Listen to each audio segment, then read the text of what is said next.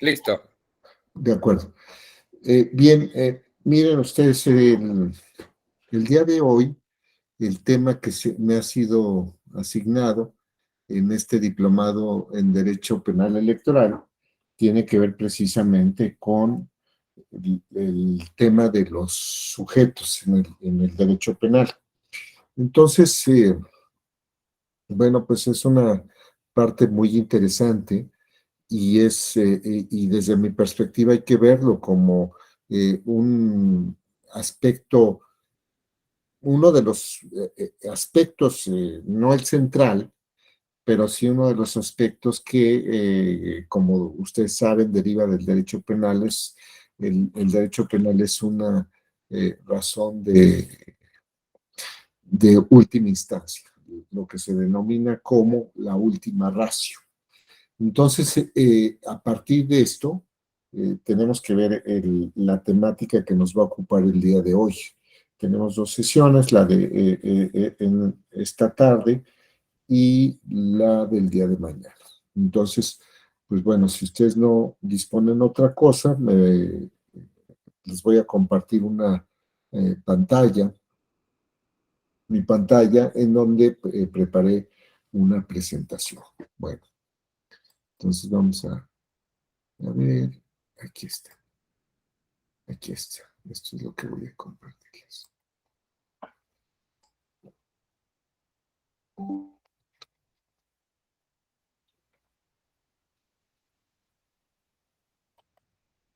Bueno, entonces creo que podemos ponerlo de esta forma. ¿Sí es visible para ustedes? Bueno, entonces, si es así, pues vamos a iniciar. Miren, es una cuestión muy interesante lo que nos va a ocupar en esta ocasión.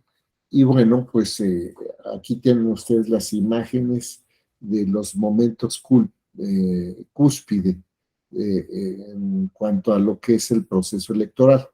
En estas, como pues lo pueden advertir, corresponde a aquel momento en que se entrega lo que se ha dado en identificar como la constancia de mayoría a los candidatos que fueron electos en su turno como presidentes de la República. Y entonces, pues bueno, uno considera de entrada que el proceso electoral está articulado precisamente para dar ese resultado, la designación a través de un proceso regular de las personas que van a ocupar los cargos públicos. Sin embargo, pues bueno, este es uno de los momentos. Hay muchos actos, etapas, esto que en esta parte que se ha identificado como el proceso electoral y antes también lo que se identificaba como el tiempo entre procesos electorales. Y bueno, pues eso no es todo, pues realmente eh, la materia electoral involucra muchos aspectos tan importantes y que tienen que ver con el proceso de el ejercicio de los derechos de votar, ser votado, de participar del poder público del Estado, de acceder a los cargos públicos. Y luego los derechos asociados, como es el derecho que también están vinculados con estos derechos, la libertad de expresión, el derecho de asociación, el derecho de reunión, entre otros más. Entonces, es el proceso, sabemos todos que está articulado de todos estos actos, y hay muchísimos actos, desde la constitución de los partidos políticos, la designación de las autoridades electorales, el otorgamiento de las credenciales de elector, la inclusión en la lista nominal de electores, etcétera. Y cada uno de ellos está provisto de una serie de mecanismos o instrumentos que están dirigidos a asegurar su realización. Entonces, como se ve, es una cuestión muy amplia y cada vez la materia electoral crece.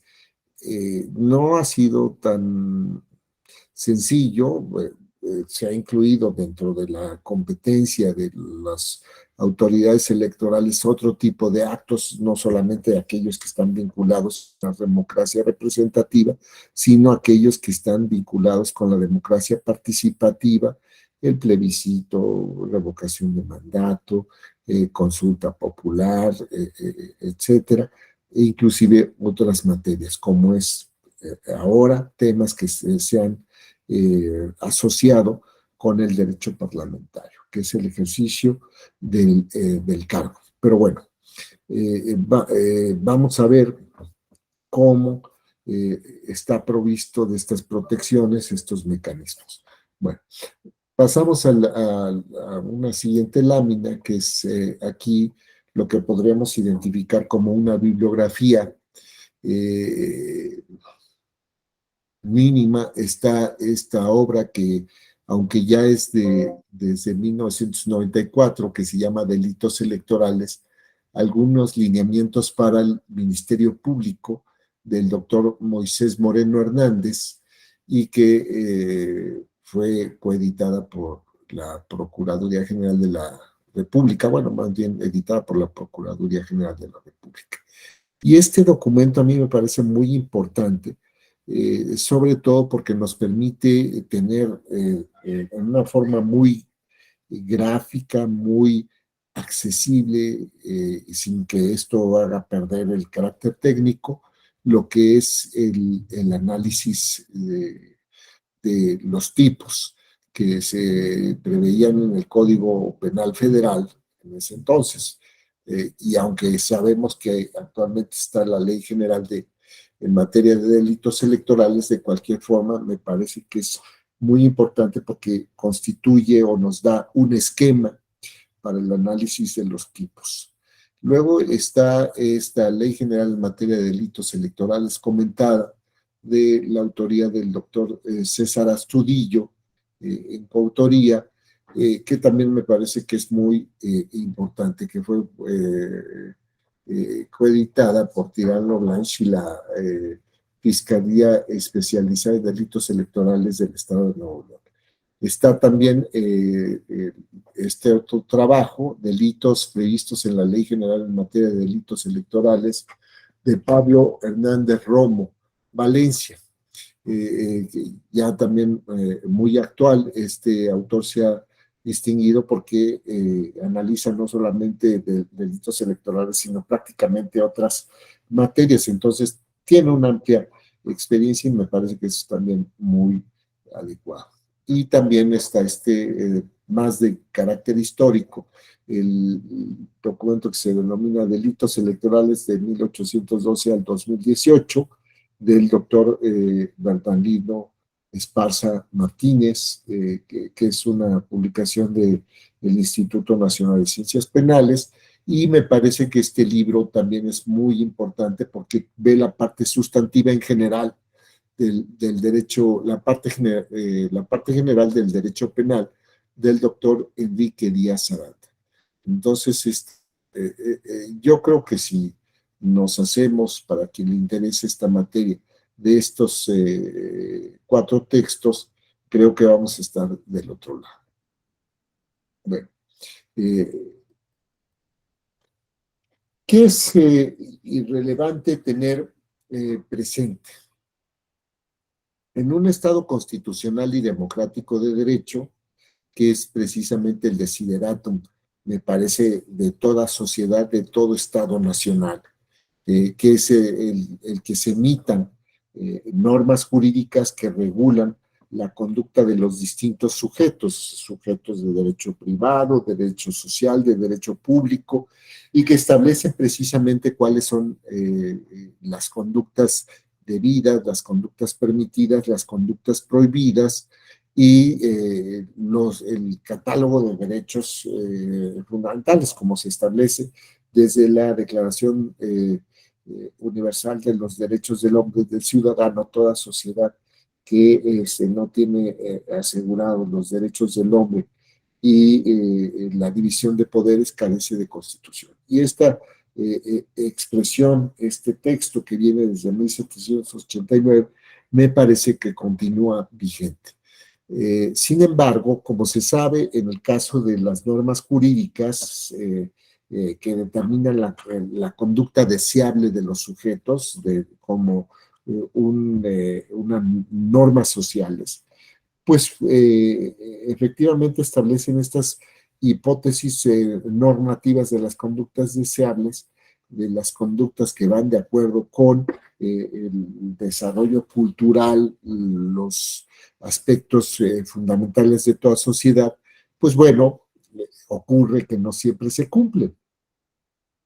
Y es en esos casos que existen distintas técnicas para asegurar el cumplimiento de estas normas jurídicas. Así tenemos, por ejemplo, y esto vamos a dar ejemplos que atañen más a la materia electoral de lo que aparece. Está, por ejemplo, la ineficacia, es decir, se realiza una gestión, pensamos en el caso el registro de un partido político, la obtención de una credencial de elector, y pues bueno, se establece cuáles son los requisitos que se deben cumplir, pero si esto no se llega a colmar, pues qué es lo que se produce, evidentemente la ineficacia del acto. No se consiguen las consecuencias deseadas. Hay algunos otros casos, como por ejemplo ocurre con la revisión ex oficio, cuando en la mesa directiva de casilla se determina si a partir de los signos que aparecen en la boleta electoral se puede atribuir o desprender cuál es el sentido de la votación, por qué opción política optó la ciudadana o el ciudadano. Y si esto no es posible, pues los integrantes de la mesa directiva de casilla determinan si el voto es válido o no. Y esto ocurre de manera oficiosa. Igual cuando se da la apertura de paquetes en los supuestos previstos legalmente, es decir, cuando no se aparece el acta de escrutinio y cómputo y entonces esto autoriza que se puedan abrir el paquete electoral cuando también se establece en la ley existen muestras de alteración. Y luego también está en el caso de los consejos municipales, los consejos distritales, los consejos locales, es decir, aquellos o el Consejo General del INE, pensemos, que pueden, que no solamente realizan el cómputo que corresponda, sino que hacen la declaración de validez y el otorgamiento de la constancia. Y aquí es una cuestión donde tradicionalmente se presentan aquellos casos en que se revisan los requisitos de elegibilidad. Y entonces cuando se advierte que no se cumple con algún requisito de elegibilidad que se provoca, que pues no se otorgue la constancia de mayoría. Y pues bueno, se han visto muchos casos en donde se adoptan estas determinaciones por los consejos municipales, distritales, etcétera, que otorgan estas constancias, que realizan el cómputo y se abocan al otorgamiento de la constancia. Esto ha ocurrido hasta la fecha, sin embargo, pues es una cuestión que ha generado o genera dudas, por lo menos yo las tengo, en cuanto a cuáles son los alcances de los consejos distritales. Si ustedes tendrán conocimiento de esta cuestión y si no, pues bueno, ahora se los voy platicando, que les decía que se revisa la elegibilidad, pero antes de ver la elegibilidad, de acuerdo con ciertos lineamientos, se procede a hacer un repaso de lo que ocurrió en forma anterior al día de la jornada electoral y entonces empiezan, bueno, pues es el caso de que comenzó el proceso electoral, se registraron las coaliciones, se llevaron a cabo las campañas, se registraron las candidaturas, comenzaron las campañas, se presentaron los informes de las candidaturas independientes, de las candidaturas por partidos políticos o coaliciones, etcétera. Y a partir de esta cuestión comenzó el día de la jornada electoral, se presentó la veda, en forma anterior al inicio de la jornada electoral, y bueno, pues se realizó el escrutinio y cómputo en las mesas directivas de casilla y se colmaron todos los requisitos. Y entonces vamos a señalarlo, esto es una cuestión de un checklist de cómo fueron pasando las cosas y qué se llevó a cabo. Sin embargo, recientemente, y ya era una cuestión que se había presentado y por lo menos a mí me había generado dudas, debo compartirles que yo en esta cuestión de la materia electoral este año, si Dios no dispone otra cosa, cumpliría 30 años en la justicia electoral, desde que estaba el Tribunal Federal Electoral y ahora el Tribunal Electoral del Poder Judicial de la Federación. Y en esta experiencia, pues me tocó ser secretario de Estudio y Cuenta, secretario instructor, coordinador de 2 ponencias en la Sala Superior, 2 distintas ponencias y después magistrado de la Sala Regional Toluca hasta que concluye el año pasado. Me encargo y ahora me encuentro aquí en la Escuela Judicial. ¿Y qué fue lo que se me presentó? ¿Qué ocurriría si, por ejemplo, se advierte por parte de el consejo correspondiente, el consejo municipal, que se realiza alguna situación irregular? Les doy un caso. El caso de la elección en Valle pasada para la elección de la presidencia municipal. Como se sabe, las candidatas principales eran por una parte la candidatura postulada por el partido Morena, PT y Verde, que fue finalmente quien ganó, y por otra parte la del Partido Revolución Institucional, Partido de Acción Nacional y el Partido de la Revolución Democrática. Durante esa elección de presidencia municipal, ocurre que, como se refería en la prensa, que a la candidata la privan de la libertad, la secuestran. Fue en la plena campaña. Y después de que la liberan, la propia candidata, según lo refería la prensa, decide bajarse de la campaña, ya no realizar campaña. Y entonces, pues, llega el día de la jornada electoral, gana la candidatura de los partidos de Morena, PT y el Partido de la Revolución Democrática, y pasó, y no sé, fue una elección que no se impugnó, no se cuestionó a través del juicio de inconformidad ante el Tribunal Electoral del Estado de México, ni mucho menos, y llegó. Y entonces se sabe bien que la circunstancia de que no se cuestione un resultado, pues bueno, respecto de los resultados que no se cuestionan o que no se cuestionan fundamentalmente, pues subsiste esta presunción de validez. Y entonces, pues se fue. Y dije, bueno, inclusive cuando yo todavía en ese tiempo era magistrado de la Sala Regional Toluca, y pues se le da seguimiento a veces a través de la síntesis informativa a todos los procesos y que recojan la síntesis informativa, pues aquellos casos muy relevantes. Y me quedé con la idea, dije, bueno, seguramente ese proceso, esa elección va a llegar va a ir primero al tribunal local, después a la sala regional y seguramente hasta la sala superior. Y pues grande fue mi sorpresa cuando advertí que no se había impugnado. ¿Y a qué voy? Voy a lo siguiente. Si el hecho de que los consejos nada más hagan checklist, una declaración de una revisión formal, no implica que si, por ejemplo, se tienen noticias de situaciones irregulares y además estás documentado que tomen una decisión al respecto. Esa ha sido una inquietud que tuve siempre. Y si empieza uno en el plano de qué es las probabilidades, pues yo pensaría que en esa elección estuvo metido el crimen organizado.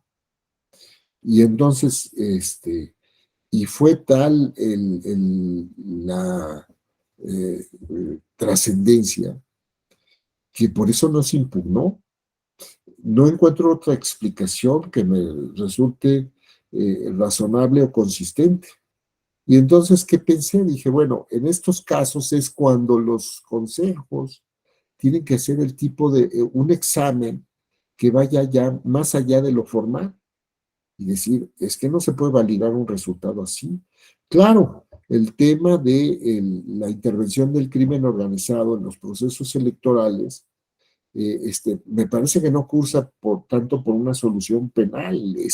Sí, independientemente de todas las figuras que se puedan actualizar, privación ilegal de la libertad, delincuencia organizada, etcétera, y otras de naturaleza electoral, me parece que ese tipo de decisiones tendrían que escalar y en algún momento comentándolo con algún compañero, pues llegamos a la conclusión, oye, pues esos son los casos en donde se debería de ejercer la facultad de atracción por los consejos generales locales o el Consejo General del Instituto Nacional Electoral. Algo así como ocurre, por ejemplo, en el caso de las quejas de oficio que se inician por la Comisión Nacional de los Derechos Humanos, ¿no? Que se da un seguimiento de lo que ocurre a través de la prensa, de los medios de comunicación y que se pueden realizar investigaciones de oficio. Me parece que este sería uno de los casos en donde, ante cuestiones evidentes, trascendentes, se debería ejercer esta facultad de atracción y abocarse a determinar si la elección puede considerarse válida o no.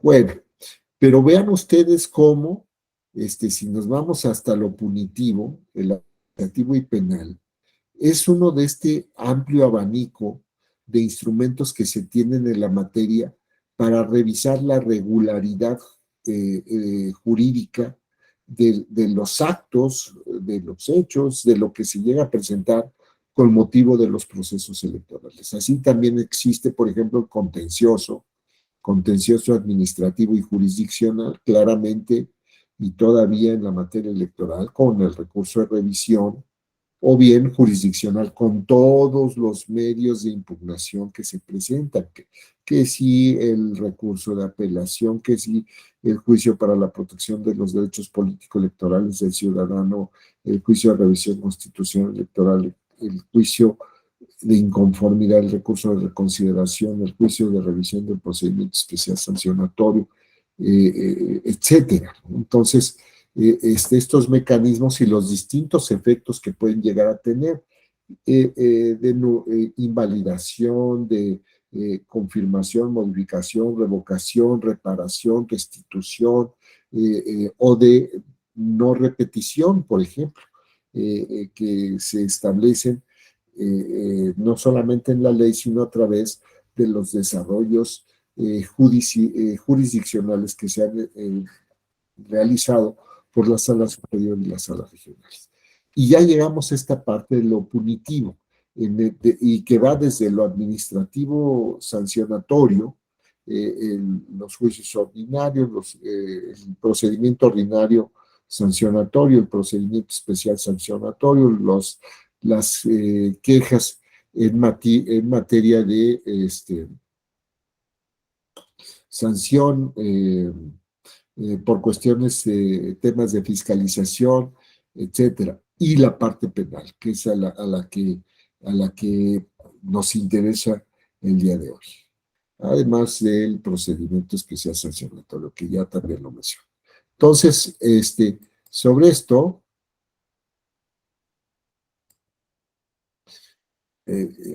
avanzamos y también, ahí está. Vamos a ver algunos principios, porque no es una situación sencilla y todo está enmarcado dentro de estas cuestiones, desde el principio de legalidad, que como ustedes saben, tiene su simiente desde lo que se establece en el artículo primero de la Constitución, de que todas las autoridades están obligadas a promover, respetar, proteger y garantizar los derechos humanos, los derechos fundamentales que derivan desde la Constitución, los tratados internacionales, o el derecho convencional, como se le ha dado en llamar, y de ahí todo el sistema jurídico nacional.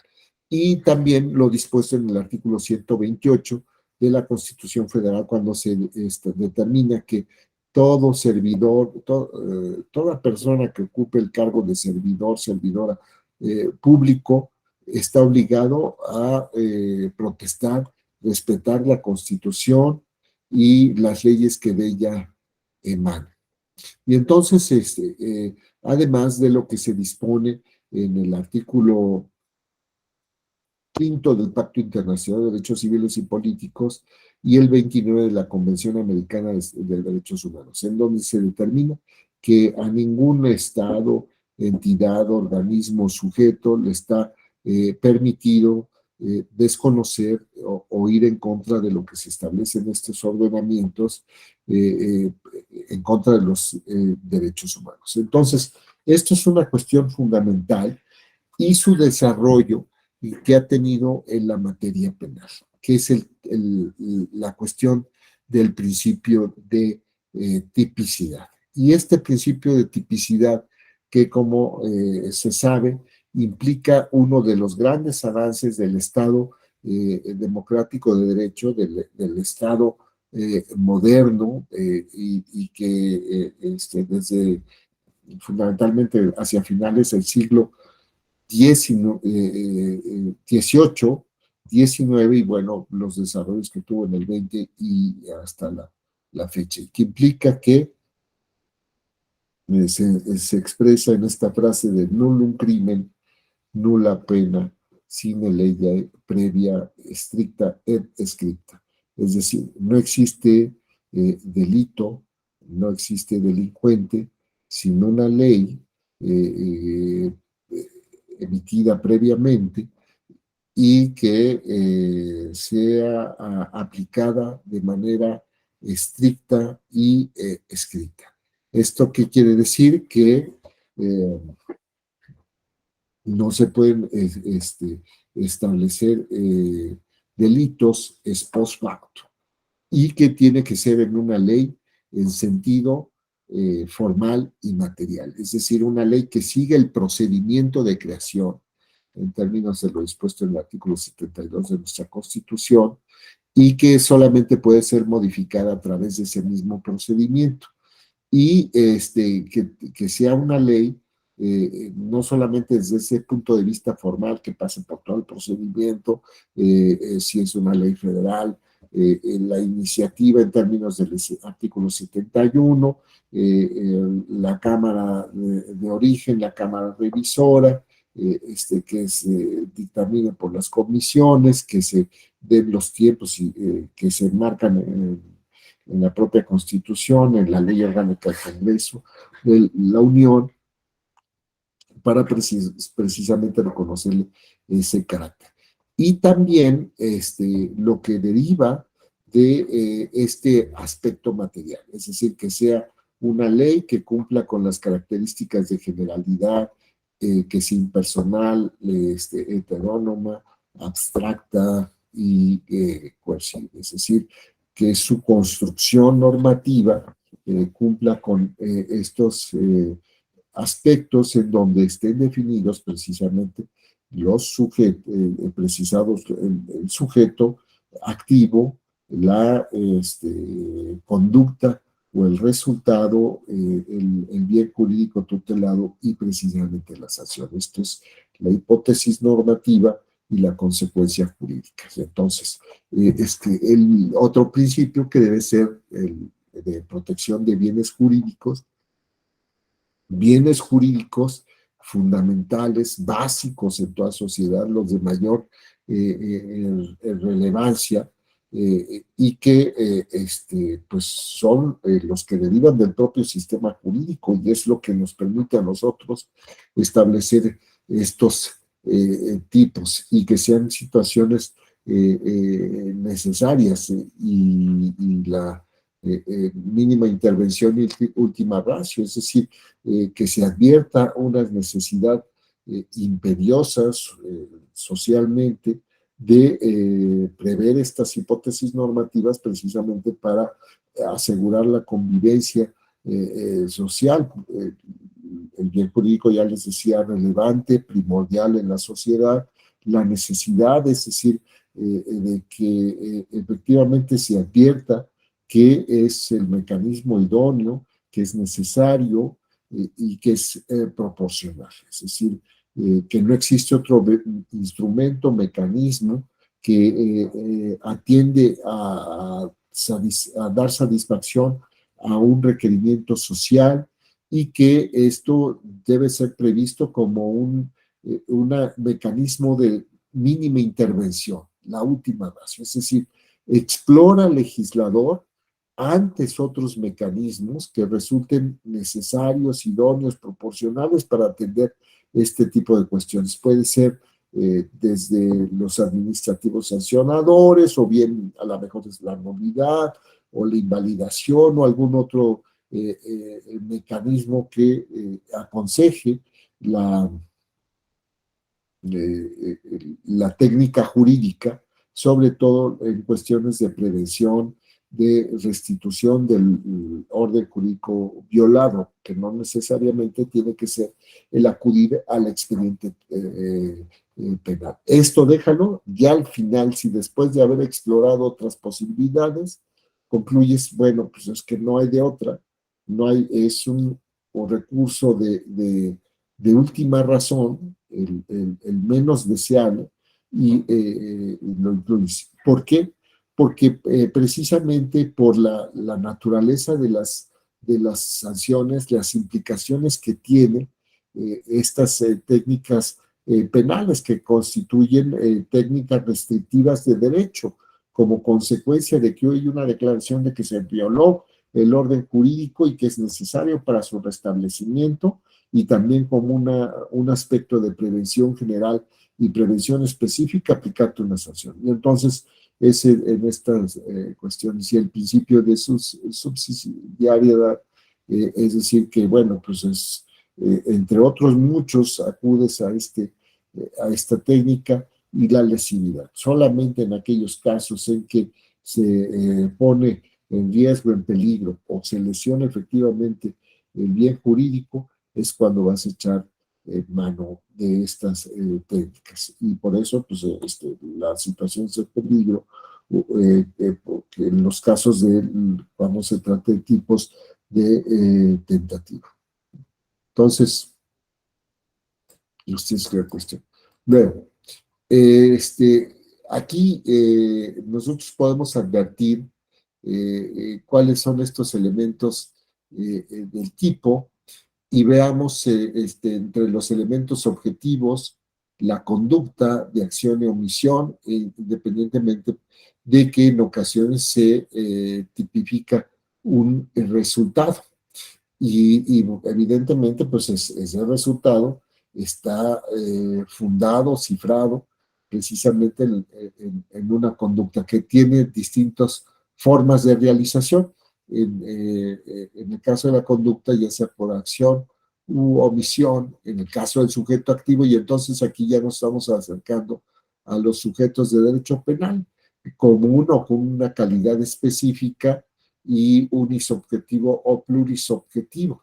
Y este análisis que estoy exponiendo es precisamente lo que obtuve del trabajo del doctor Moisés Moreno Hernández. Entonces, en esta parte vemos si no se requiere o no se establece una calidad específica, hablamos de un sujeto activo común, a quien la persona, en fin, alguna expresión que nos permite identificar un sujeto y que puede realizarse por cualquiera de estos sujetos, cualquier sujeto, siempre y cuando se resulte imputar. Y en el caso de la calidad por eso hablamos del sujeto común o indiferente o aquel sujeto propio o exclusivo, cuando tiene una calidad específica. El servidor público, el ministro de culto religioso, quien tenga la calidad de tutor, la persona que esté a cargo de la administración de justicia, etcétera. Entonces, es ahí lo que también nos permite a nosotros diferenciar y ubicar al sujeto a quien se le va a establecer identificar en este elemento objetivo del sujeto activo. Sujeto pasivo, que también tiene bueno, antes, si es un sujeto unisubjetivo o plurisubjetivo, es decir, cuando la realización puede cometerse por un solo sujeto, como es el caso, por ejemplo, del homicidio, lesiones, robo, y plurisubjetivo en aquellos otros casos en que se requiere que sean dos o más sujetos, ¿no? Como es, por ejemplo, el caso de los delincuencia organizada o algunos que se establece algún número, pues, pensemos, por ejemplo, en pandilla o alguna otra figura típica.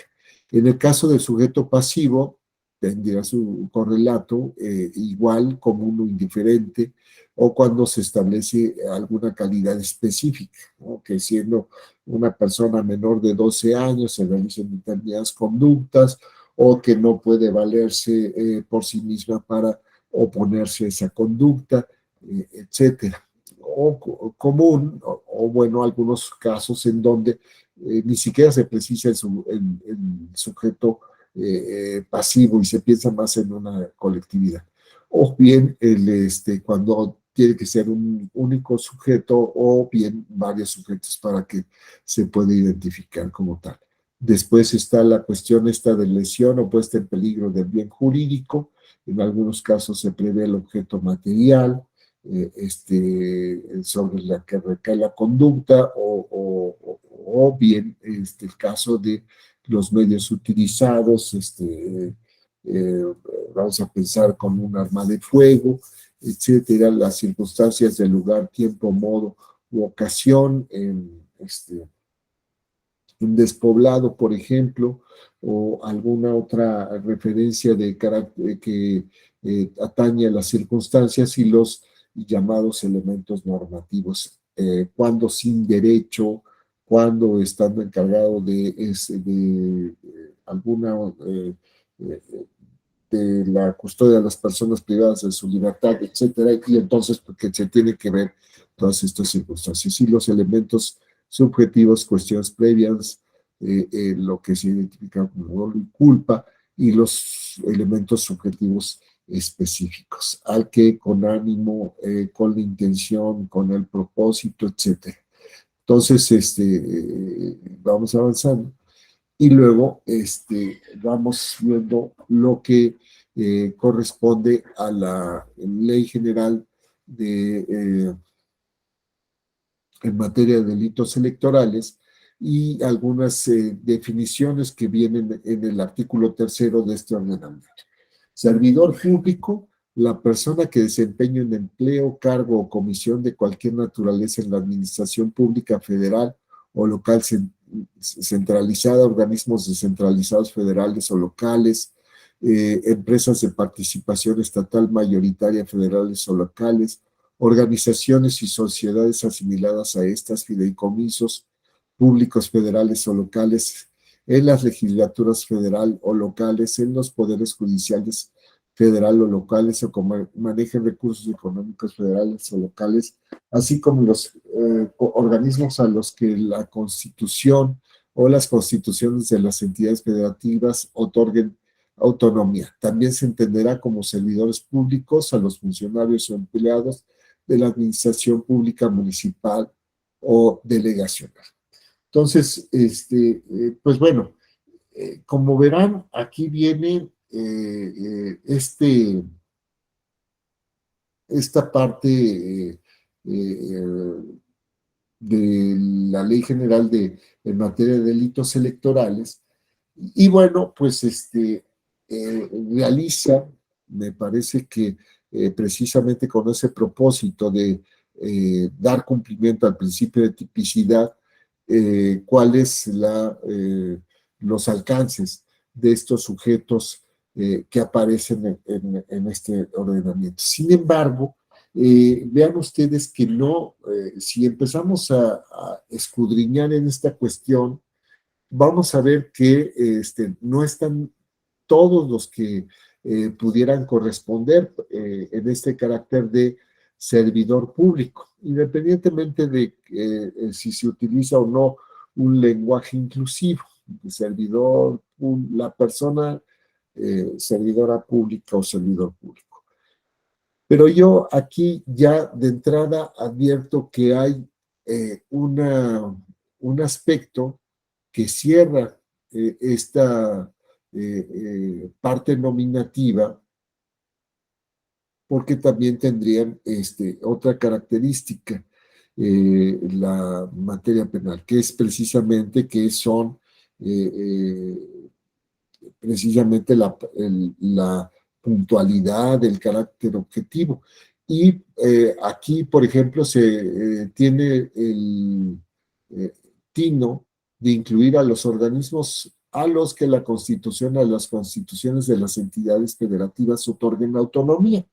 Y es esta parte de lo que se conoce como el llamado constitucionalismo de las autonomías, que ya sabemos están el Banco de México, el Instituto Nacional Electoral, el Instituto Nacional de Transparencia y Acceso a la Información Pública, el Instituto Nacional de Estadística y Geografía, en Banco de México, no sé si ya lo mencioné, la Comisión Nacional de los Derechos Humanos, y bueno, pues veíamos también lo que aparece en el caso de las constituciones de las entidades federativas. Sin embargo, no son los únicos formas en que se puede otorgar autonomía, porque hay algunos otros en donde la autonomía no se otorga por la Constitución, sino por ley, como es el caso, por ejemplo, de la Universidad Nacional Autónoma de México, que no es un organismo descentralizado federal o local,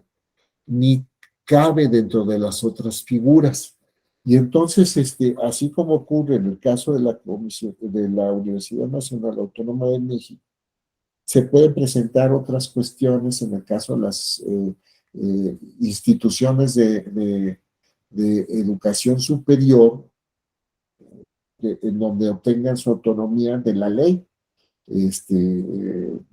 Seguramente así puede presentarse en el caso de las universidades estatales.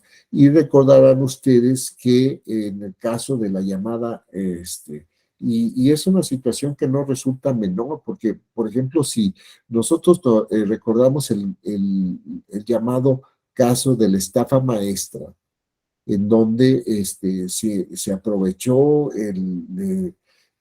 esta circunstancia de manejar recursos públicos y aplicarlos a las campañas, ¿no? Que es precisamente por lo que están muy ocupados en el caso de algunas entidades federativas, como es el caso de Chihuahua, ¿no? Que trascendió y bueno, en donde se decía es que se está ocupando el esquema de las universidades públicas para, o instituciones de educación superior, algunos, para incurrir en estas cuestiones, ¿no? Entonces, es un aspecto que habría que revisar, digo, en el caso y tener en perspectiva precisamente este principio de tipicidad y de mínima intervención,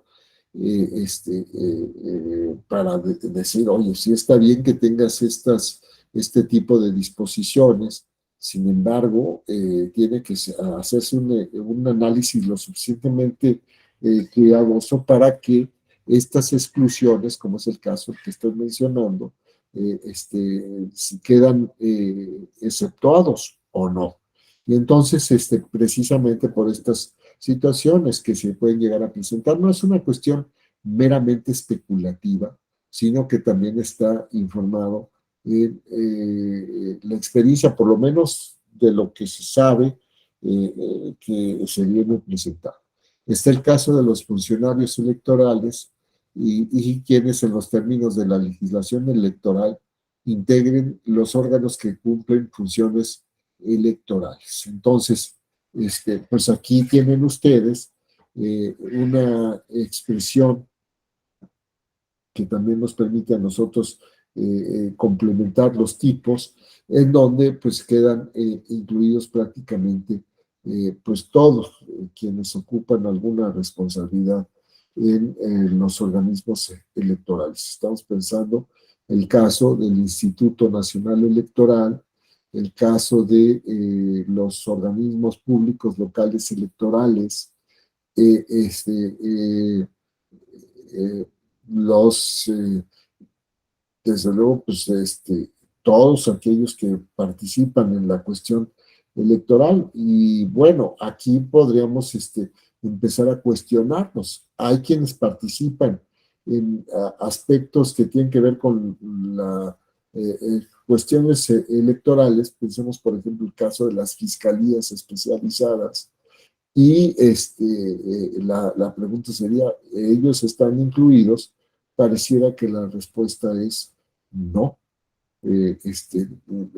Aunque fundamentalmente se ocupan de las cuestiones electorales, en el caso de los delitos electorales, pues es una cuestión que tendría que revisarse en una forma muy, muy rápida, ¿no? Para poder resolver estas cuestiones. Muchas gracias. Entonces, pues bueno, tendríamos que revisar esta parte. Entonces, ahora, también debemos recordar que la cuestión de lo electoral, como les decía, pues se viene ampliando y hay otras cuestiones en donde, pues bueno, no tendríamos nosotros ninguna duda de que lo electoral comprende el derecho de votar, ser votado, el derecho de acceder a los cargos públicos, el derecho de participar, y en esta parte también se ha incluido, por lo menos dentro de la competencia de los institutos electorales locales y también los tribunales electorales locales, los procedimientos de democracia participativa. Y entonces, digo, podría haber una solución muy sencilla, porque seguramente muchos me dirán, bueno, pero pues finalmente lo de democracia participativa, si revisamos la ley federal de democracia y la de revocación de mandato, pues vemos quiénes intervienen. Sí, pero hay partes en donde también están participando, por ejemplo, la Suprema Corte de Justicia de la Nación. Digo, no pretendería que sean sujetos activos en esta materia, porque finalmente veamos si como parte del Poder Judicial Federal o locales, pues ya ahí se encuentra cubierto.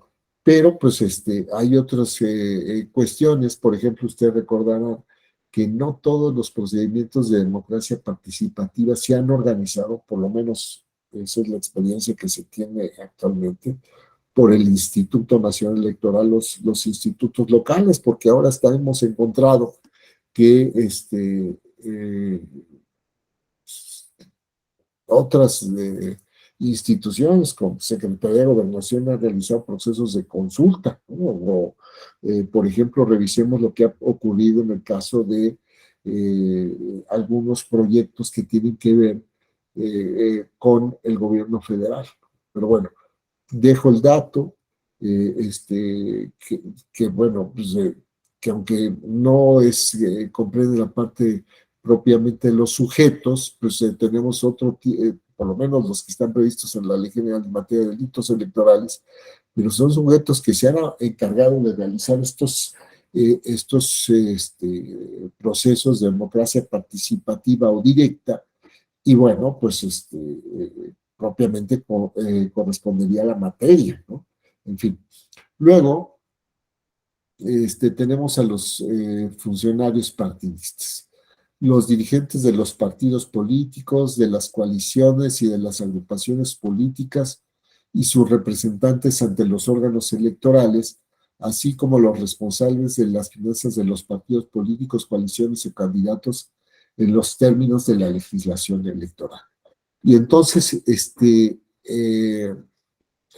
aquí incluye a los dirigentes de los partidos políticos. Se sabe bien que cada partido político, en ejercicio de su derecho de autodeterminación y autorregulación, determina cuál es su estructura y identifica cuáles son los órganos directivos. Sin embargo, ha habido casos en donde se aboca la propia autoridad administrativa y jurisdiccional y dice, porque, por ejemplo, nos ocurría frecuentemente, si para efectos de personería de los partidos políticos se determinaba si eran órganos directivos, independientemente de que expresamente estuvieran reconocidos en la normativa del partido político. Y entonces se decía, bueno, los representantes de los partidos políticos ante los consejos generales o los consejos locales tienen un carácter de directivos, y entonces se entraban para efectos de la procedencia. Y aquí vemos cómo el desglose, los alcances de la propia legislación penal, pues van de la mano de lo que se establece en los estatutos o en los reglamentos de los partidos políticos, porque son ellos quienes los determinan. Ahora, en el caso de las coaliciones, debemos recordar que las coaliciones no constituyen una persona jurídica. Sí es cierto, las coaliciones tienen una forma de decir para los efectos de la presentación de los medios de impugnación. Entonces, propiamente, diríamos que no se presenta en el caso de las coaliciones la constitución de dirigencias. Habrá otros datos, pero pues no están tan así como se está planteando, o como derivaría a partir de estas información que tenemos y que deriva de la ley. Entonces, vean ustedes, por ejemplo, artículo 91, párrafo 1 de la Ley General de Partidos Políticos. El convenio de coalición contendrá en todos los casos los partidos políticos que la forman, el proceso electoral federal local que le da origen, el procedimiento que se deriva cada partido para la selección de candidatos, se acompañará la plataforma, el señalamiento de ser el caso del partido al que pertenece originalmente cada uno de los candidatos, para el caso de interposición de los medios de impugnación previstos en la ley de la materia, ¿quién ostentaría la representación de la coalición? Es todo. Entonces, no tienen dirigentes las coaliciones. Los dirigentes son de los partidos políticos, porque no se constituye una persona jurídica. Entonces, aquí yo tendría, pues más bien, un signo de admiración y de interrogación, y de las agrupaciones políticas. Porque si vamos a esto, pues alguien que pretendiera ser más exhaustivo diría, bueno, pero es que hay que meter a los casos en que se le celebran convenios por los partidos políticos para para las candidaturas comunes, y pues, bueno, pues ahora sí que está peor, ¿no? Entonces, o ¿por qué no incluimos a los de los frentes, ¿no? Que es la unión de los partidos políticos que no tiene finalidades propiamente electorales, ¿no? Para la postulación de candidatos. Entonces, pues yo creo que es una cuestión en donde tendría que revisarse esta parte por esa situación. Y en el caso de las agrupaciones políticas, pues también habría que verlo. Bueno, aquí está el caso de sus representantes ante los órganos electorales, así como de los responsables de las finanzas de los partidos, coaliciones o candidatos en los términos de la legislación electoral. Y en el caso de cuando estamos refiriendo a los candidatos o candidaturas, pues me parece que aquí habría que entenderlo en el caso de las candidaturas independientes, ¿no? Que también tienen órganos representantes para el manejo de las finanzas. Y luego está los candidatos, los ciudadanos registrados formalmente como tales por la autoridad competente. Entonces, como se sabe, después de que concluye la etapa de las precampañas, pues viene el momento en que se realizan las sesiones por los consejos locales correspondientes o los consejos distritales o municipales.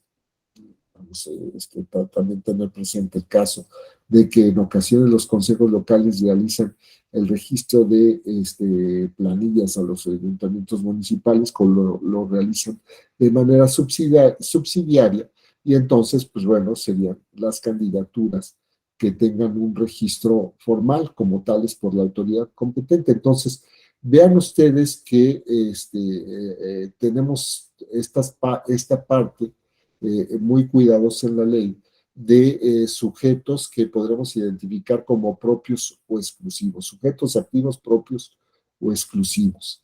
Y quienes podrían cometer estas conductas según lo que aparece después en esta Ley General de Materia de Delitos Electorales. Entonces, está esta cuestión. En el caso, ya nos resuelve lo relativo a los representantes ante los órganos electorales, así como los responsables de las finanzas de los partidos políticos. Entonces, esta situación pues es muy importante, coaliciones o candidatos en los términos de la legislación electoral respectiva. Entonces, es una situación muy importante, me parece que es muy adecuada, pues como ustedes saben, ha habido casos en donde se han presentado situaciones en que se han verificado malos manejos por parte de los partidos políticos, y pues están los casos paradigmáticos del Pemex Gate y el de Amigos de Fox, que aunque llegaron al ámbito penal finalmente, pues no pasó nada, ¿no? Porque es tal el esquema que se presenta para precisamente eludir las responsabilidades, que fue una cuestión que ha generado pues muchos eh, problemas en este sentido. Entonces, tenerlo también presente. El caso de los responsables de las finanzas.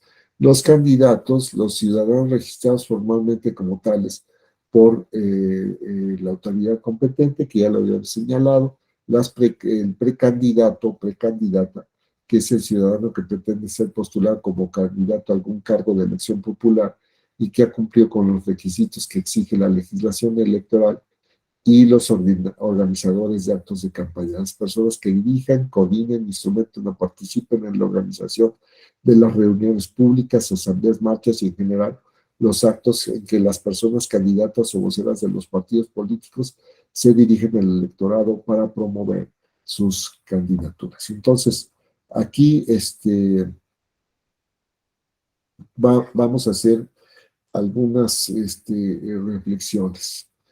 Como ustedes podrán advertir ya de entrada, eh, los sujetos que están como sujetos activos son personas físicas.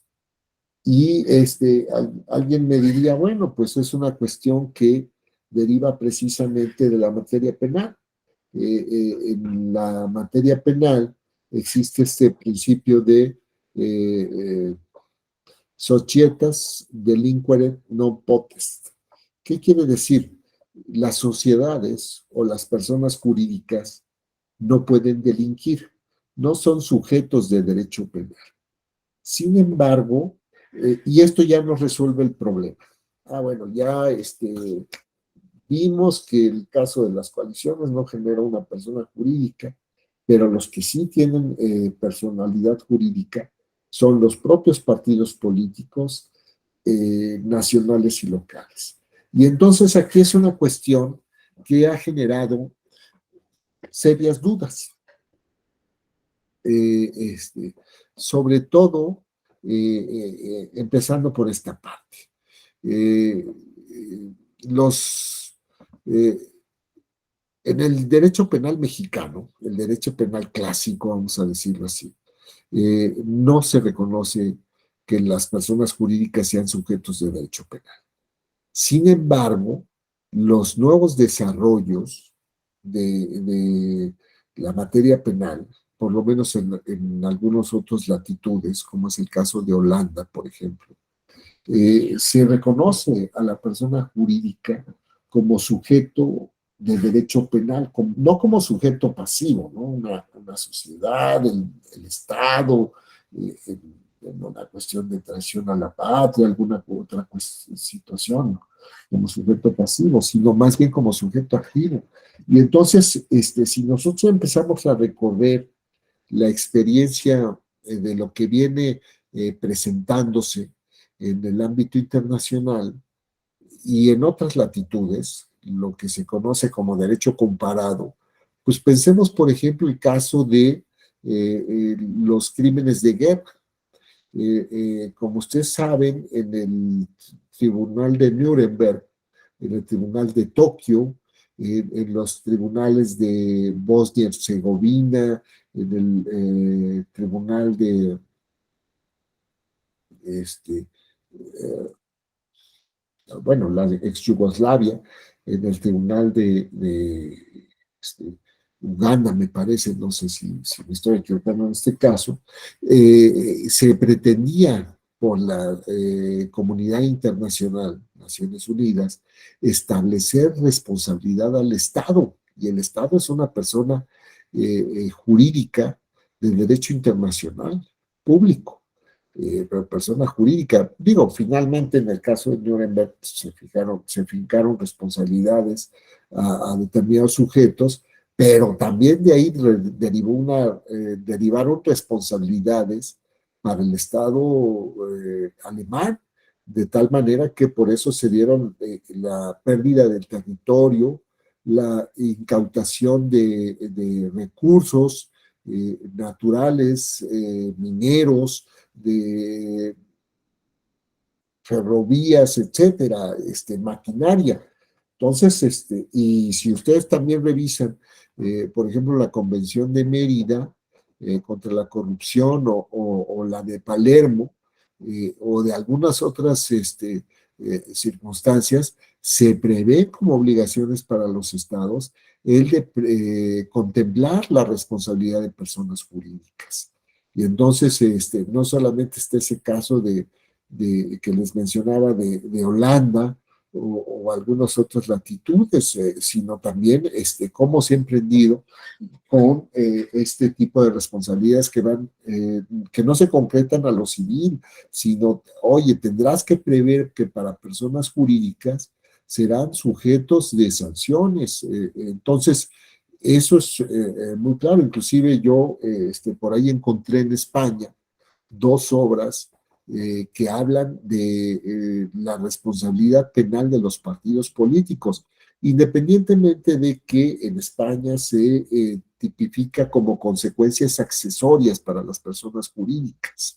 Es decir, se determina primero la responsabilidad de las personas físicas, algún inadecuado establecimiento de medidas de prevención por la persona jurídica, y ahí derivan consecuencias que inclusive pueden dar lugar a la intervención y a la disolución de la propia persona jurídica, inclusive hasta más grave de lo que a veces ocurre en el caso de las personas físicas, que esto, tanto, por lo menos en el administrativo sancionador en México, que la comisión por parte de los partidos políticos de algún tipo de responsabilidad de carácter administrativo pueden dar lugar a la desaparición de la persona, desaparición de la persona jurídica, es decir, la cancelación o la suspensión la cancelación del registro. Entonces, pues es hasta más grave, es como una extinción, ¿no? Vamos a decir, una pena de muerte en el caso de los partidos políticos, pero por vía administrativa. Entonces, por eso cuando empieza a analizarse las diferencias entre el administrativo sancionatorio y el penal, que muchas veces se dice, bueno, es que la técnica penal protege los bienes jurídicos de mayor entidad, los más importantes, pues yo tendría mis reservas, porque qué cosa más importante puede ser la regularidad la realización de los procesos electorales y la designación de autoridades que nos van a representar en un caso, por ejemplo, o alguna cuestión que tiene que ver con violencia política de género o alguna otra circunstancia, ¿no? Entonces, y que podrían dar lugar precisamente, o el manejo de los dineros públicos, y por lo menos en términos del 22 constitucional, pues, se sabe que no está permitida la pena de muerte, en fin, pero en este caso, pues se presenta esta circunstancia, ¿no? De que conduce a la pena civil. Pero, en fin, como esta situación es una cuestión en donde uno llevaría a concluir que, bueno, la nueva los fenómenos que se vienen presentando actualmente nos llevarían a replantearnos la vigencia de este principio de societas delinquent non potest, porque les decía, por lo menos en el marco del derecho internacional y los desarrollos que se han seguido para el caso de delincuencia organizada, para el caso de corrupción, ¿por dónde van? Y si vamos buscando algunos otros antecedentes, pues más bien se ha presentado en cuanto a replantearse y poner en crisis la vigencia de este principio y la posibilidad de que vaya hacia otros caminos. Por ejemplo, ha habido muchos casos en donde los partidos políticos, por la realización de actividades que atentan contra los derechos humanos, se han disuelto. Es, por ejemplo, el caso de Henry Batasuna, en el caso en España, como se sabe, o algunos partidos políticos de orientación fascista, inclusive en la Constitución alemana de 1949, si no me equivoco, está proscrita también partidos políticos con cierta orientación. En el caso de Chile también ocurre así, o hay otros supuestos en donde han escalado ante organismos como el Tribunal Supremo de Turquía, en el caso del llamado Partido de la Prosperidad, que era un partido político que pretendía precisamente el restablecimiento de una república, bueno, república entre comillas, de un Estado laico, y decía, pues no solamente eso, sino que se establezca que es obligatoria, que la religión del Estado es la musulmana, el islamismo, que las mujeres deben de utilizar el velo, que se tiene que examinar el caso de el adoctrinamiento en las escuelas por religioso, etcétera. Y entonces este asunto desde mi perspectiva es muy interesante porque pues fue un caso que se judicializó ante la Suprema Corte de Turquía y que inclusive escaló hasta el Tribunal Europeo de Derechos Humanos y el Tribunal Europeo de Derechos Humanos dijo que no se había vulnerado los derechos humanos de las personas que habían llevado a cabo esas conductas, porque no solamente eso, sino que fue una situación muy relevante, porque no, como se sabe, en Turquía la mayoría, la gran mayoría de las personas profesan la religión islámica. Y entonces esto que implicaba que era una situación o un ambiente muy adverso para la Suprema Corte de Turquía, y es lo que se ha caracterizado como una decisión valiente, ¿no? Por la disolución que se dio de este partido político en un ambiente muy adverso y se adoptó precisamente una decisión que resultaba contramayoritaria en este sentido. Entonces, fíjense que es una cuestión muy, muy importante el replantearnos esta cuestión, independientemente de que ha habido casos, ha habido situaciones, hay una opinión consultiva de la Corte Interamericana de Derechos Humanos, que es la 22 del 2016, donde se examina a solicitud por la Corte Interamericana, a solicitud del gobierno de Panamá, si las personas jurídicas tienen derechos humanos. Entonces, lo primero que hay que decir es, tienen derechos humanos las personas jurídicas y no fue una decisión muy sencilla, o bueno, una opinión muy sencilla para la Corte Interamericana, y que me parece que el decir es que expresamente no está previsto en la Convención Americana sobre Derechos Humanos que tengan derechos humanos las personas jurídicas, pues me parece que no fue muy afortunada esta determinación, aunque después aclara, bueno, en el caso de los pueblos indígenas tienen derechos, en el caso de los sindicatos, pues también habrá que examinar esta cuestión, pero hay que determinar primero si más bien son los derechos de las personas que estén sindicalizadas o los derechos de las personas, por ejemplo, un caso de Venezuela contra, me parece que es Radio Caracol, Radio y Televisión Caracol, en donde dijo, bueno, primero hay que ver si más bien es el derecho de los integrantes de esa televisora, individualmente considerados, que ejercen su derecho de asociación y que se les está afectando en cuanto a sus derechos accionarios. Entonces, y eso, es eso. Entonces empieza primero por esa parte y ahí lo deja, ¿no? Y entonces, y en el caso de los sindicatos, bueno, pues son más bien personas físicas que están ejerciendo sus derechos a través de una persona jurídica. Y son, no es, en esa parte me parece que no es tan concluyente y pues más bien yo encontré razones para decir, oye, no, no tienen derechos humanos las personas jurídicas como la persona física, eso es claro, pero tienen derechos humanos. O sea, los derechos, por ejemplo, de la Declaración de Naciones Unidas para los pueblos indígenas o el convenio 169 de la Organización Internacional del Trabajo, reconoce expresamente derechos de los pueblos y las personas que los integran.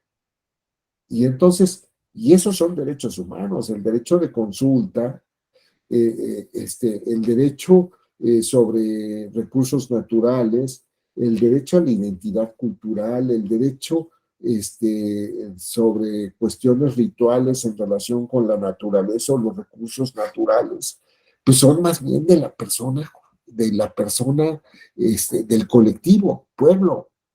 Y hay así también el caso de los sindicatos y desde luego, claro, el caso de los partidos políticos como derechos humanos, aunque esta situación en ocasiones provoca, particularmente en México, que se prescinde de la definición que se hace de los partidos políticos como instrumentos o medios para posibilitar el ejercicio de derechos político-electorales de las personas de mejor manera, para acceder a los cargos públicos, participar, el principio de paridad, etcétera. Y entonces pasa a ser el sujeto primordial del proceso democrático el partido y no la persona. Pero bueno, volviendo a la cuestión, yo creo que es muy importante, por lo menos ponerlo en crisis y hacernos cargo de una cuestión.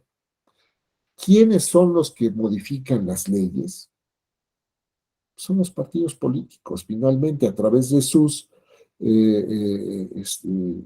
afiliados, asociados, etcétera, que tienen participación en las cámaras.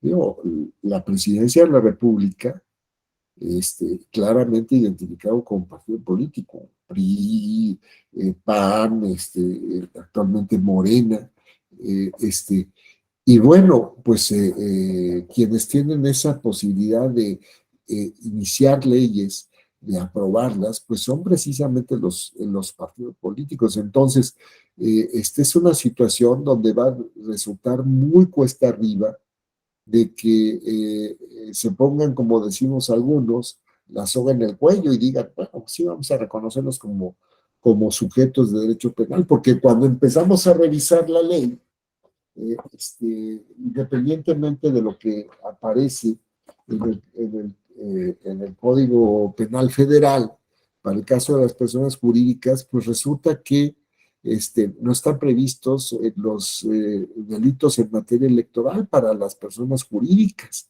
Y entonces, pues, como dirían algunos, cómodamente se excluye esa parte y entonces, pues, los partidos políticos, pues, no entran ni siquiera como consecuencias accesorias, ya no digamos como sujeto activo.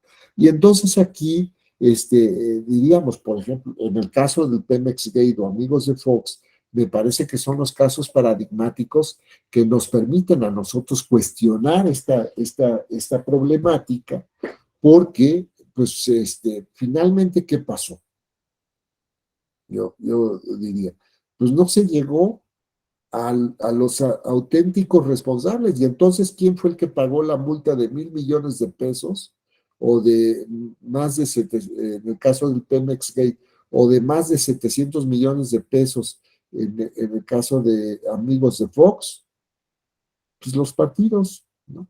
Y entonces aquí la cuestión sería, ¿el partido político sirvió como actuó, por lo menos sus dirigentes, como un mecanismo para delinquir, o el partido político actuó como como una pantalla que permitió actuar al hombre de detrás, como también se ha cuestionado por la doctrina cuando se empieza a hablar de los tipos de responsabilidad de los sujetos o las llamadas estructuras jerárquicamente organizadas y cómo se dan los tramos de responsabilidad para efectos de determinar esta cuestión, porque pudiera ser que, por ejemplo, un órgano directivo dijera, pues es que vamos a hacer esto. Digo, está ocurriendo, no es una situación tan alejada de la realidad. Hay determinaciones en procedimientos sancionatorios que se adoptan por los órganos y sin embargo vienen los cuestionamientos por parte de las dirigencias como si fuera una cuestión personal, en franco desafío a la propia autoridad, ¿no? Muchos de los problemas que se vienen presentando en las instancias electorales, pues es precisamente el cumplimiento de sus determinaciones. Y entonces alguno pensaría, y entiendo esta parte, de que, bueno, es que es muy muy delicado el someter a un partido político a un expediente penal, más bien debería de ser el expediente administrativo sancionador, pero bueno, si ya se empiezan a cuestionar y pareciera que la reforma va pues más como hacer menos drásticas las sanciones, ¿no? Y excluir muchas materias que están generando problemas y que se había encontrado bajo otro contexto político. Se decía, pues esto era lo mejor para evitar este tipo de conductas, ¿no? En donde, claro, había la necesidad de los partidos mayoritarios en ese entonces de acceder a muchas de las propuestas de los partidos de oposición y que fue precisamente lo que estuvo construyendo este modelo. Pero bueno, a lo que voy es, por ejemplo, el caso AMLITO. Viene una decisión de la sala regional especializada, después se confirma por la sala superior, y cuál es la reacción de los partidos políticos, de las dirigencias. No, no vamos a cumplir, y es más, los vamos a poner en nuestros eventos y vamos a invitar a que participen y todos. Y bueno, pues yo me estaba acordando, dije, a ver, este tema de que si es un muñequito o una caricatura o algo, pues no es de apenas. Yo recuerdo, por ejemplo, algunos casos en donde se pretendía utilizar eh, fotografías de un candidato, en el caso de Amigos de Fox, como emblema de la coalición. Y la decisión de la sala superior fue, no puedes utilizar la fotografía. Y bueno, uno dice, pues finalmente, ¿cuál era el tema? Se estaba asociando una candidatura a una persona. Y no era así. Eran las reglas y son las reglas de la equidad en la contienda electoral, la igualdad de condiciones de participar en el proceso. Se le dijo, corrige el emblema, no puede ir una fotografía. Ah, bueno, no pongo una fotografía. Voy a poner la silueta o un dibujo de la candidatura. Y entonces, no sé si recuerdan que el emblema, eh, eh, la característica de esto, el ademán era la B de la victoria. Y entonces aparece así. Y la sala superior le dijo, o lo corriges o nosotros te determinamos cuál va a ser tu emblema.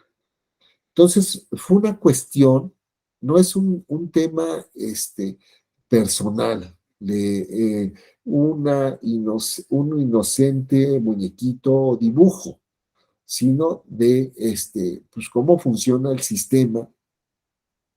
Y como ese caso que les estoy narrando de Amigos de Fox, hay muchos otros más. Yo recuerdo que, por ejemplo, en alguna ocasión se utilizaban los Transformers en una campaña, me parece que en Tamaulipas, y entonces aparecía que el Transformer destruía al otro y lo aniquilaba. Y se dijo, bueno, pues esto hace apología, no propiamente un proceso de democrático en donde hay confrontación de ideas y todo, sino es más bien la apología de la destrucción, el aniquilamiento total de un adversario. Y eso no puede ser, eso no es un proceso democrático. Entonces, ¿a qué voy? Que no es una cuestión nueva que surgió hoy, sino que viene de mucho tiempo atrás, ¿no? De la necesidad de proteger estos valores. Entonces, pues aquí se trata de establecer, replantearnos esto, derechos humanos, persona jurídica, partidos políticos deben ser o no sujetos del derecho penal, sujetos activos, y replantearlo, o porque a los partidos políticos no se les incluyó como situación, o por lo menos al no incluirse la Ley General de Materia de Delitos Electorales en el Código Penal Federal, porque entonces son sujetos que no deben estar o debieran estar. Y independientemente de todas estas cuestiones, insisto, de lo delicado que implica incluir a los partidos políticos como sujetos de derecho penal, porque pues, se antojaría más bien que desde un régimen represor, aunque pues yo creo que no debería de ser tanto, porque por lo menos actualmente una de las inquietudes, o por lo menos así están las iniciativas que me ha tocado revisar, de las que se están viendo, algunos partidos políticos lo señalaban, me parece que el Partido Acción Nacional, el PT, en cierta forma el PRI lo mencionaba, que es la intervención del crimen organizado en los procesos electorales. Y entonces, el riesgo de que puedan ser cooptadas las candidaturas con la convivencia de los partidos políticos durante las campañas. Entonces, es una cuestión muy delicada y creo que es importante tenerla presente. Entonces, pues están estas cuestiones que en este momento está abriendo aquí el Código Penal Federal, es el artículo 11 bis, en donde se dice, para efectos de lo previsto en el título 10º, capítulo 2 del Código Nacional de Procedimientos Penales, a las personas jurídicas podrán imponérsele alguna o varias de las consecuencias jurídicas cuando hayan intervenido en la comisión de los siguientes delitos.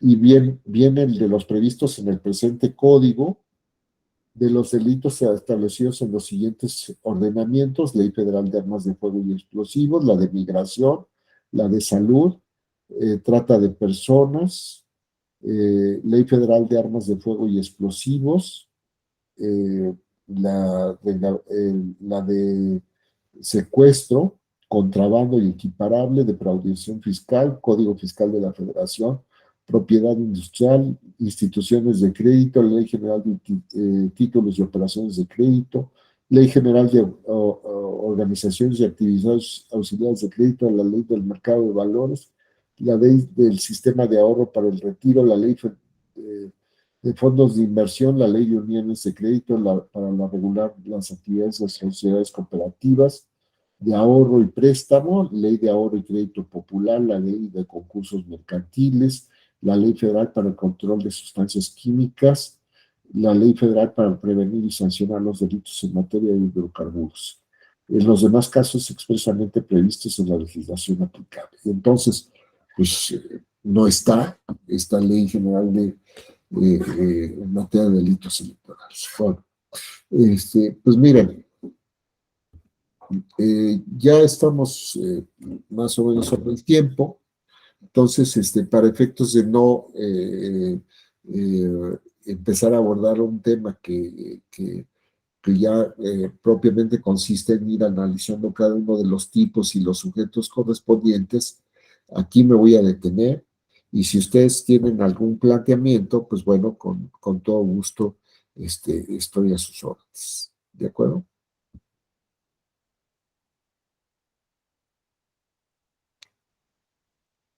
Bueno, si no es el caso, les agradezco su atención a quienes están presentes, al compañero Sánchez, Eduardo, Raúl, Rafael, Jesús, Lenin, por ahí también veía al magistrado el Tribunal Electoral de Aguascalientes, entre otras más personas más, y bueno, pues aquí nos detenemos.